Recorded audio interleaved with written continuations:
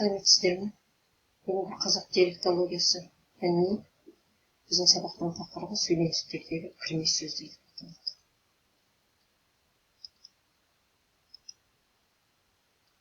Кірме сөздер болғаннан кейін бұл әдеби тілде де кірме сөздер деген бар, әдеби тілге енген кірме сөздер. Біз енді қазақ диалектологиясы пәні болғаннан кейін диалектілік сипаттағы кірме сөздерді қарастырамыз. Бұл да тура әдеби тілдегі сияқты орыс тілінен, араб парсы тілдерінен және түркі тілдерінен кірме сөздер енеді екен.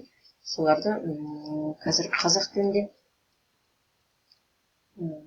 Сәрсен Аманжоловтың классификациясы бойынша 3 диалекті бар. Солтүстік шығыс диалектісі, батыс диалектісі және оңтүстік диалектісі. Сол кірме сөздердің біздің диалектілерімізде қандай тілден кірме сөздер енген, біз соған біраз мысалдар келтіреміз. Орыс тілінен енген кірме сөздер. Яғни кәстеңке деген сөз.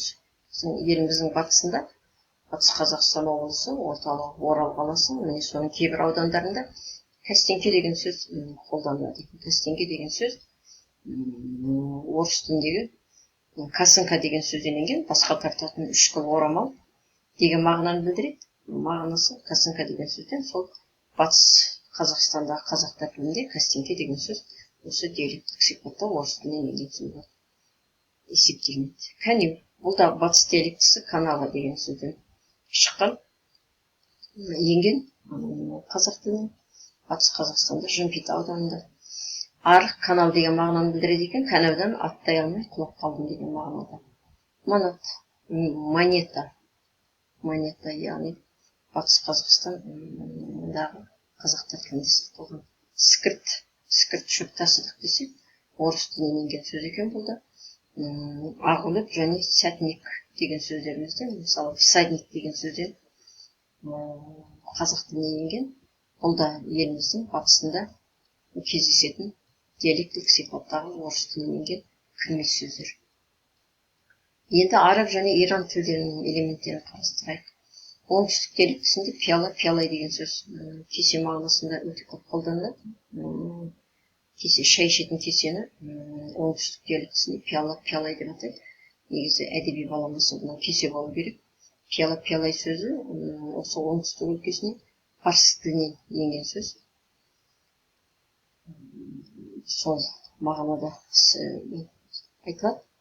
Ал енді сенек ауыз үй парсы тілінде дахлис деген тілден енген екен. Тандырнан, тандыр пеш дейтін сөз жиі қолданылады. Оңтүстік диалектісінде де парсы тілінде тандыр деген сөзден енген. Текше деген сөзіміз тауша, қабырғадағы ыдыс-аяқ қоятын қуыс жерді жаңағы оңтүстік диалектісінде тауша деп атайды екен. Әдеби баламасы бұның текше.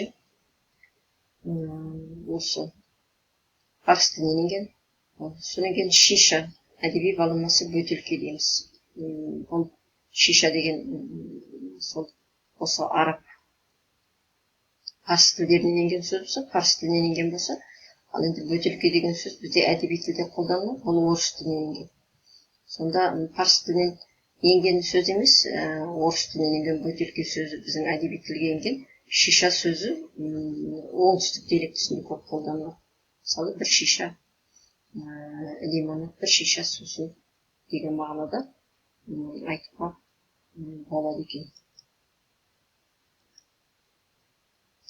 Содан кейін түркі тілдерінен енген сөздер. Түркі тілдерінен араб, иран және орыс тілдерінің элементтерін барлық сөйленістерде кездестіруге болса, ал көрші түркі тілдерінің элементтері барлық сөйленістерді тарамай, тек өздерімен шектес аудан облыстарда ғана айтылады. Мысалы, оңтүстік мекендейтін қазақтардың тілінде өзбек тілі арқылы енген сөздер көп.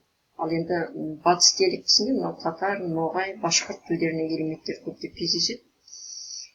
Сол оңтүстік диалектісіне, мысалы Түркістан облысында көптеген аудандарында өзбек тілінен енген сөздер көбірек қолданылады екен. Мысалы, жүдә деген сөз, тамақтың орнына ауқат деп айту, балдың орнына әсел, жұдырықтау дегеннің орнына мұштау, қияр деудің орнына бәдірең, нағашы деген сөздің орнына таға деп қолдану осы оңтүстік диалектісінде басым. Бұл көршілес отырған өзбек тілінің әсерінен де болады. Ал енді батыс диалектісінде, еліміздің батысында бізде 4 облысымыз жатыр. Міне әсіресе сол батыс Қазақстан облысы, Орда, Жәнібек аудандарын мекендеген қазақтардың тілінде татар, ноғай, башқұрт тілдерінің элементтері көп кездеседі екен. Мысалы, көше дегенді ол жерде орам деу, қауысу деген қауышу, кездесу деген қауышу деу, туысқан дегенді адамас, еттің наны, мысалы қамырды іңкәр деу, табананды өтпек, таразыны шеккі деп айту. Осы батыс Қазақстанда татар, ноғай, башқұрт тілдерінің элементтері де болады.